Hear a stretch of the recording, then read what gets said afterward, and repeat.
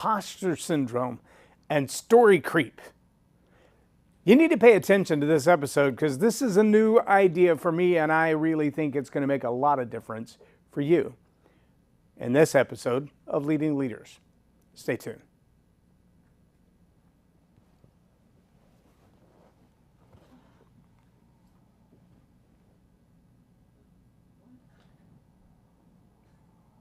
AV4. Subscribe now for access to our extensive media library of leadership lessons promoting faith, family, and freedom. White box. Begin your personal growth plan at storypoweracademy.com for leadership development and communication skills training. Subscribe. If you've never pondered, I don't know what you're doing with all your free time. I'm J Loren Norris with Leading Leaders podcast, and pondering is something I do frequently in my free time.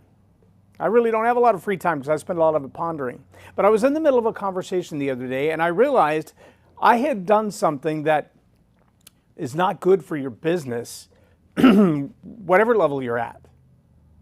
And maybe you're one of those kind of people that if you were to go back through your old Rolodex files or those, remember we used to have those little, that look like a notebook, and inside the notebook were several clear sheets like a document protector, and inside those clear sheets they were perfectly designed to be the size of a business card. I used to actually go to a networking meeting probably 8-10 years ago that they passed around this giant, probably a 5-inch 3-ring binder. I mean, it was fat. Every page in it was a page of business card slots. And if you were a paid member of this group, you could put as many business cards in that page as you could possibly stuff in there. Some people would take up 3 or 4 holes with their business cards, and they'd have 5 or 6 business cards in there. And their hope was, as someone came that was new to the group and didn't know them and didn't already have their business card, as they were perusing through the notebook, which was what we did while we were eating and other people making introductions, as you peruse through the notebook, you'd be like, oh, that's a great idea. I should do business with this person. And you would take their business card out. The challenge was there were many of those business cards that had the name Jim Bob Smith on them. And if you flipped over 3 pages, there's Jim Bob Smith again. Same cell phone number, completely different business. Electrician one day, remodeler another day, pool repair another day, selling Bitcoin another day, selling insurance another day, a real estate agent on another day. And I don't know if these changes happened over days, weeks, months, years, decades. I do know there was a bit of a, who is Jim Bob Smith? Because there was always a different question to go along with Jim Bob Smith's business card. Now, in a larger organization, I worked in Fortune 50 America for a while, almost a full decade, and we had what we called mission drift. Now, if you're in a large company, that usually happens by department. If you're a solopreneur or a small company, say less than 50 employees, it happens pretty regularly for an entire organization if you're not careful. See, mission drift is when you realize we have an assignment, we have a task, there's a thing that we do. And sometimes mission drift will cause your company to lose sight of the primary objectives of profit making. Sometimes mission drift will cause you to lose sight of your ideal customer. And so you realize, well, we made a little profit, a little extra profit, a little more profit chasing this new idea, the new shiny object syndrome. And so we're going to spend some money going down that rabbit trail. We're going to spend some time going down that rabbit trail. May even run a couple of ad campaigns because, hey, it's fresh, it's new, it's trendy. Everybody's on top of this. Let's pursue that for a minute. Let's see what it does to our bottom line. And the challenge is when we start getting away from those things that are our core values, our core beliefs, our core competencies, we find ourselves on a different mission trip. That's never good for business over the long run. Now, there are a lot of companies that will literally, in a larger company, deploy a team. And they will deploy that team for the purpose of pursuing new revenue streams. We do this well. This is an adjacent service or product, an adjacent audience perhaps. We just need to revamp or retool slightly. Excuse me, I must have eaten a frog. Thanks, Brian Tracy. We may need to retool or redirect or revamp just slightly using all the equipment and all the mechanisms and all the ad tools that we have in place and just serve this audience for the season. You know, an example is I was recently at a conference for home inspectors. And what home inspectors realize is doing a home inspection is pretty pat thing. There's a checklist, there's a bunch of things that you've got to do an inspection on to meet the law requirements for the buyer and the seller of the home. There are certain things that have to be inspected. And then there are some things that, well, they're kind of nice services. If the homeowner knew before they bought the home that this was true, it could make a difference in whether they buy or they sell. It might affect the price of the home. It might affect the closing costs, because now we're going to have to do something extra to this house to make it truly market worthy that nobody would have known if the home inspector hadn't found that out. Little things like radon gas, sewer leaks, septic fills, little things that they easily go overlooked because nobody was looking. But see, when a home inspector adds a tertiary or secondary service like that, they're not changing their mission, they're expanding their offering. That's different than mission drift. Mission drift would be if a home inspector organization said, hey, while we're here, why don't we change the oil on your car? But that's not what I hired you for. That's not the thing that is on your business card or on your resume, or that's not the thing that you do. Is it? I mean, do you also? There was an old phrase, jack of all trades, master of none. Most people don't know there's a second half to that phrase. You should look that up. The original phrase is very enlightening. But if you're a master of none and you just do a bunch of little things, then you may have a library of business cards that are inconsistent with who you are, that are inconsistent with each other. In fact, they look like totally diverse industries. Now, I've been asked many times while I do this podcast, what else do you do? Well, I do this podcast because A, it keeps me sharp, keeps me always studying, keeps me in front of the camera so that I'm mastering and practicing the skills that I offer to train other people to do. Now, can you imagine if I told people, I don't have a podcast, but I can help you make yours better? Who's up for that? No. Hey, what if I said, you know, I don't really know how to run a camera, but I can help you set up your studio? Well, who's up for that? Nobody. Well, I've never spoken in front of a crowd, but I can help you with that. Well, who's up for that? I've never studied theology or politics or business, but I can help you with all of those. Again, who's up for that? Nobody. But see, we run an AV company. We've been running the same AV company for over 20 years. And within the realm of that AV company, we do a lot of work right here in this studio where people come in and they sit down and we do interviews with them for our show content. Sometimes we strip all of our stuff out and we build their set right here and we do their interviews for their content, and I'm doing nothing but running the camera. Now, if I didn't know how to run the camera, I wouldn't be able to offer that service at a very high proficiency, would I? But I've learned to run the camera, run it for myself. And sometimes we pack up our entire studio and we go out in the field and we provide media services for other people where I'm not speaking and I'm not on the stage and I'm not doing anything but running the camera from behind the camera, taking some pictures, running some video, running the audio a lot of times. We'll bring the mics and the sound systems, and we're perfectly okay with that. It's still within what we do. These are ancillary, secondary, or tertiary services to what we really do, and that is Story Power Academy. We help leaders tell better stories better, from the mirror to the media. What does that mean? That means we start with the story that's on the inside and we work all the way up to the story that faces the camera. Whether it's on your own podcast, it's on a news report, it's in a campaign, it's on the platform or the pulpit, or you're writing a book, or you're just answering questions. That question that never ends. So, what do? You know how many people stumble when they answer that question? They write and they rewrite, they rehearse, they refine, they repeat over and over and over the same thing, and then they realize, well, that doesn't really describe what I do, or it describes what I do, my human doingness, and not my human beingness. See, the challenge for a lot of people is they begin to, for lack of a better term, believe their own press. And so they write this incredible mission statement or vision statement, or some would call it an elevator pitch. And they present it as if it's already true, which is actually a good practice in a lot of places. But there are places where presenting what isn't yet true as though it is misrepresentation. And unfortunately, this misrepresentation, this I'm telling the world what I'm gonna do, what I'm trying to do, what I'm about the business of, but I'm not quite there yet. I'm telling the world that as if, man, you could go verify this today. And it creates a little bit of a problem.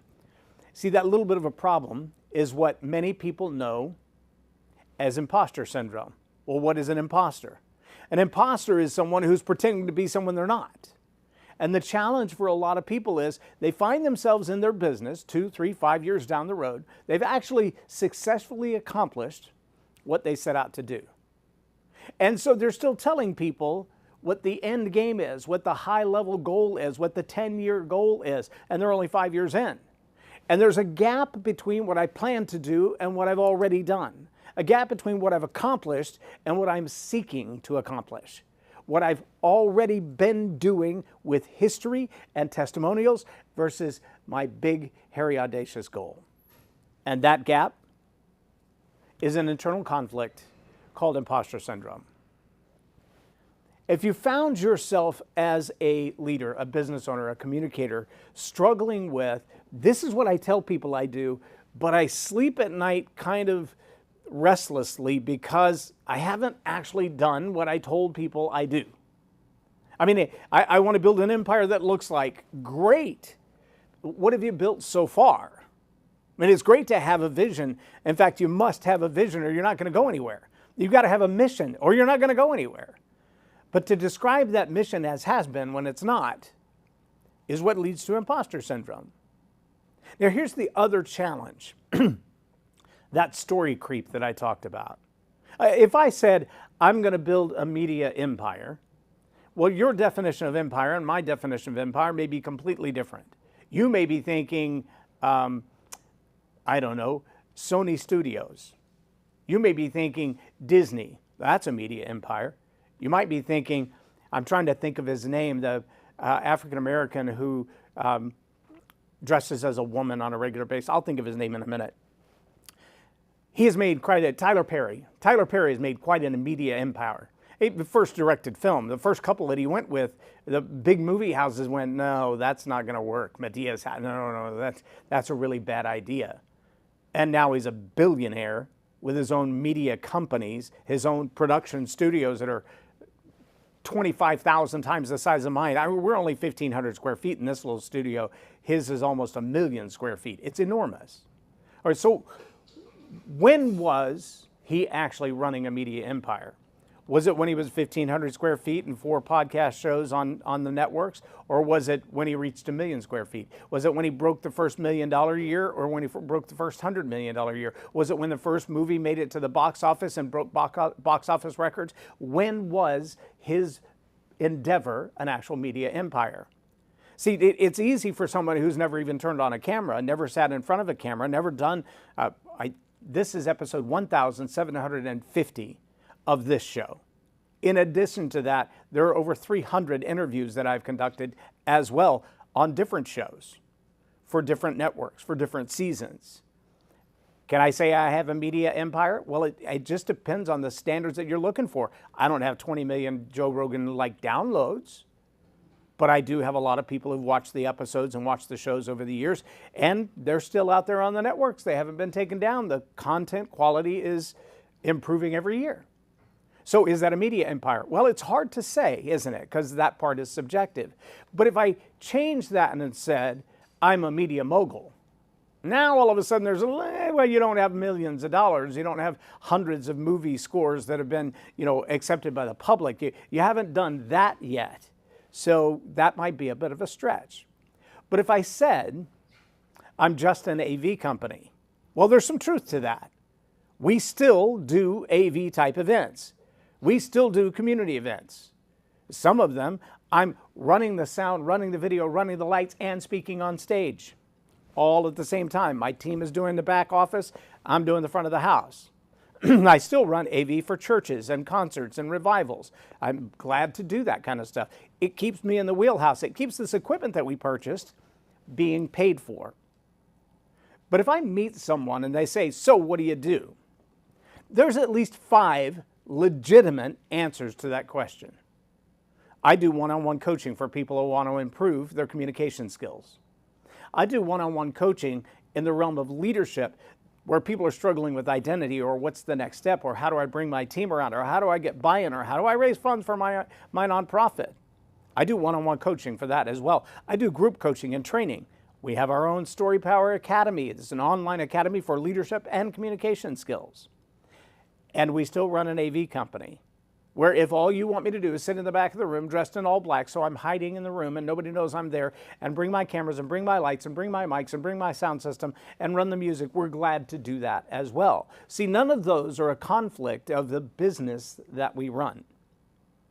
Where the story creep comes in is when the story from way back when, which was true then and it's still true now, it hasn't really changed, but it's no longer the primary thing. So we still, from time to time, in our AV company, get a request to provide music at a school dance. True story.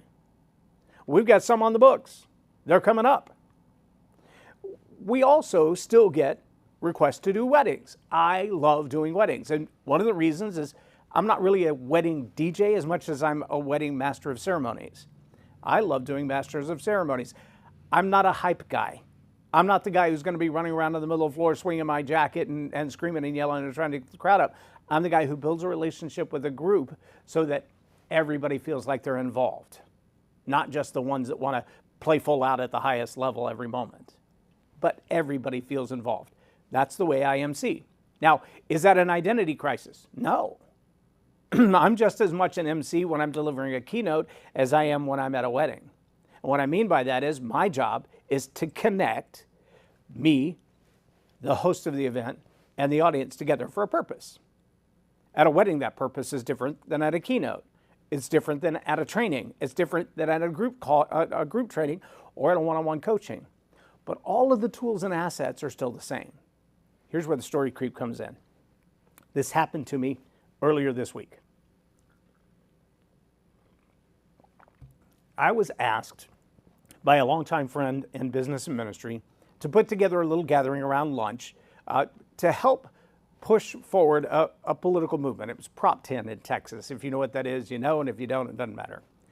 But to have a lunch and a gathering in a particular place and gather together a few dozen people to hear this insider deliver some information. And so we showed up at the event, and I didn't know if they were filming it or not, so I threw a camera in their car just in case. And I got there, and I happened to have a lav mic, and I happened to have a camera, and I happened to have a tripod, and so I set up, and I recorded the presentation. And at one point during the presentation, the main presenter said, hey, I'm about to do another event, and I don't know if we even have a sound system. I understand you have one in the car. Can you take me to that next event just in case we get there and there's nothing there? And so he and my wife and I loaded up and went to his event. And on our way to that event, he says, hey, a very wealthy family has opened their home for us to do a fundraiser to keep this campaign going. And I would love for you to join us. Would you and your wife join us for dinner for this event? And I said, sure. When we walk into the home of this family, supporting this movement, supporting this individual who's out stumping for this ideology. As we walk in the home, I'm just chatting with the homeowner, and I said, you know, this address seems very familiar to me, and I'm not exactly sure why. Now, I know the neighborhood. I've been in the neighborhood many, many times. It's not the neighborhood I live in. But as we're in the neighborhood, and I'm looking at these addresses, I'm like, I'm going to look at my calendar and see if I can find this exact address. Well, I found the street. I'd been on that street many times, but not in this particular home, apparently. And so I'm chatting with the homeowner. I'm like, has it always looked like this? He said, no, we actually tore down the original house. We've lived here about 20 years, but this house has only been here about 5 years. We tore down the original house and built this. I'm like, well, maybe it was something different, and I've been in the original home because I don't think I've been in this particular home, but it seems so familiar. And they said, well, why would you have been here? And that's where the story creep came in. Because I said, Well, for 25 years, we've done this DJ thing, school dances and community dances, et cetera, et cetera. And in fact, we've got stuff on the books in this community to be a DJ for a school dance. And he's like, oh, that's cool. And then he starts telling me how after the big football wins and things of that nature, the kids from that school come to his house and party in the basement. I'm like, that's pretty cool. I didn't get a chance to see that basement. I was pretty excited about it. See, here's the irony. I had my name badge on for Story Power Academy. Most of the people in that room only knew me as Story Power Academy. They know me as a communicator, as a leader, as a media guy. None of them had any clue I DJ high school dances. Oh no. But see, the minute that those words came out of my mouth to him, I saw his countenance change. In his mind, there was an incongruity between the name badge that said Story Power Academy and the declaration that I am DJing the upcoming high school dance in his community. Is it a mission drift? Well, no, because my job is to empower influence. That's my primary calling. What are the mechanisms that I do that through? Media, podcasts, interviews, providing media resources for other people who are getting out the message. I'm empowering those who have influence. In a school dance, do you know why they keep calling us?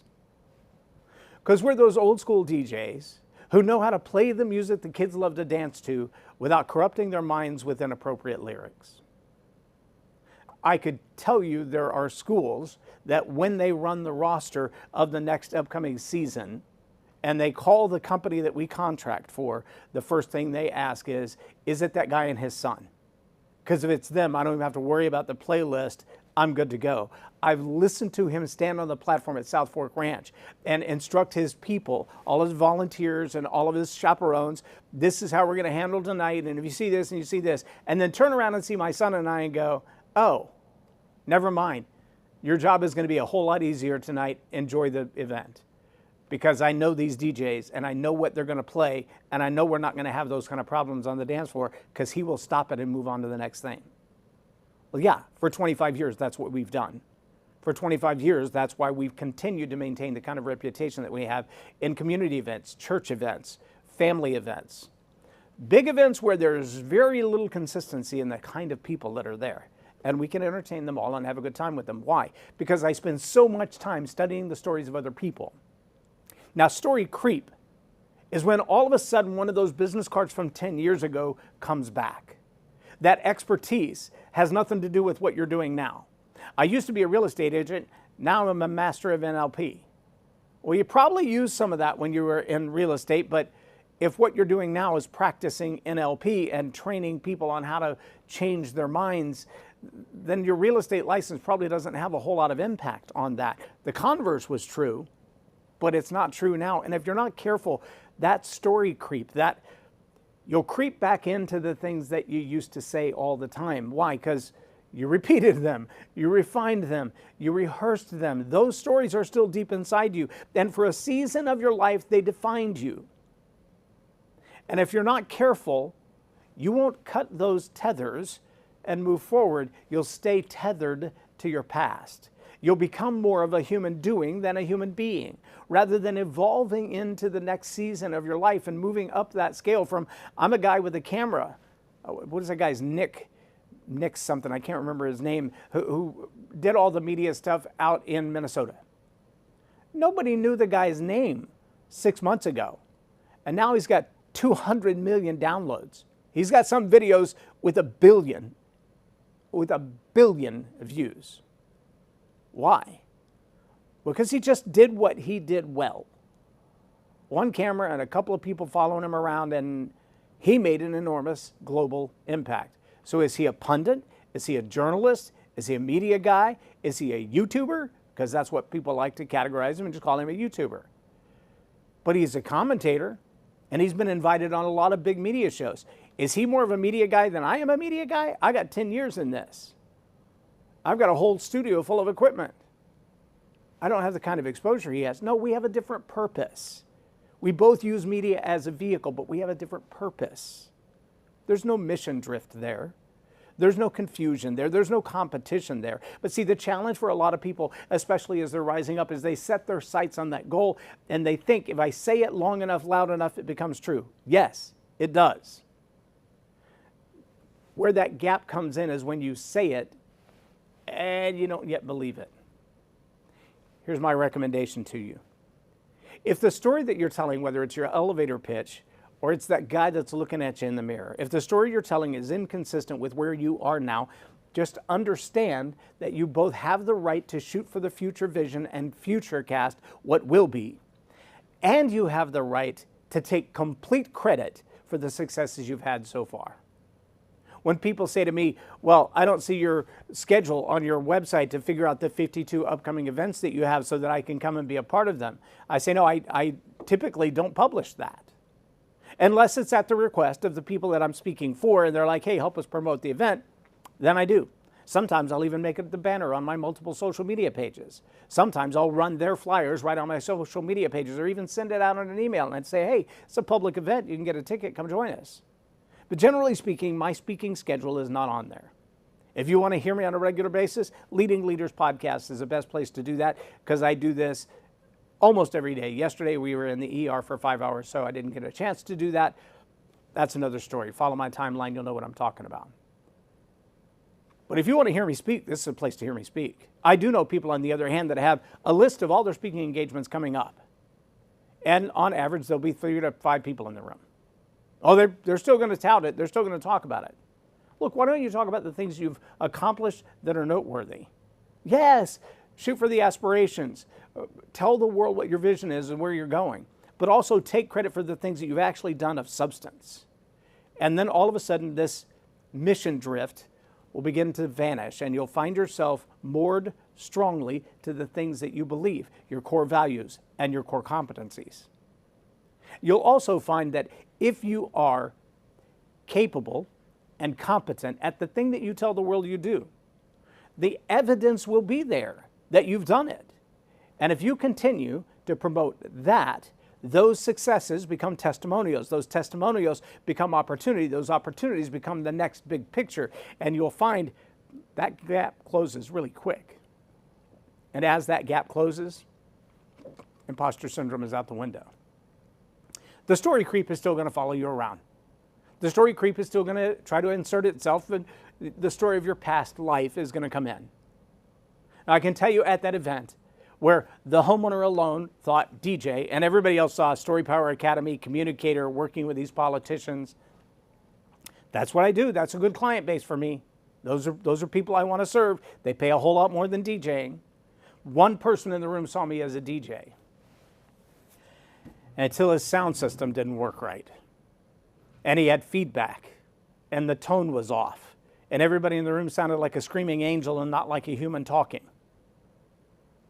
Ironically, I sat 2 feet away from his sound system. So when the problem kept going and he tried to fix it and it didn't work, I stood up and adjusted the sound system myself.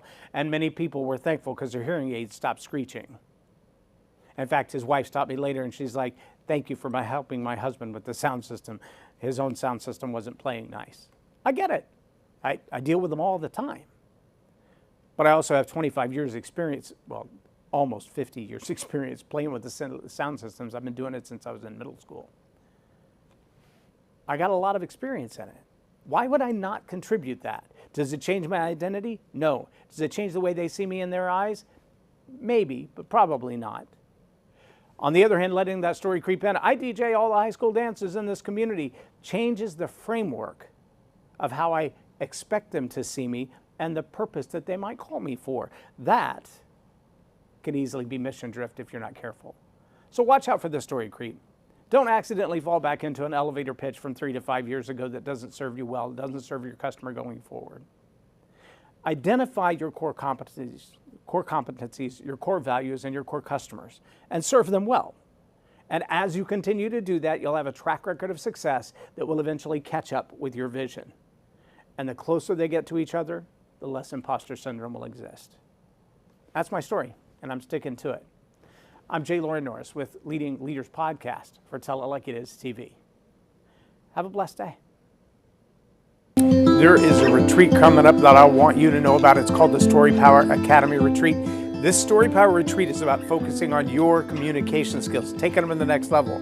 Discover, develop, draft, deploy, and deliver some of the best stories you've ever learned. You're going to listen, create, connect, relax, and reflect around this beautiful lake scene in Granbury, Texas.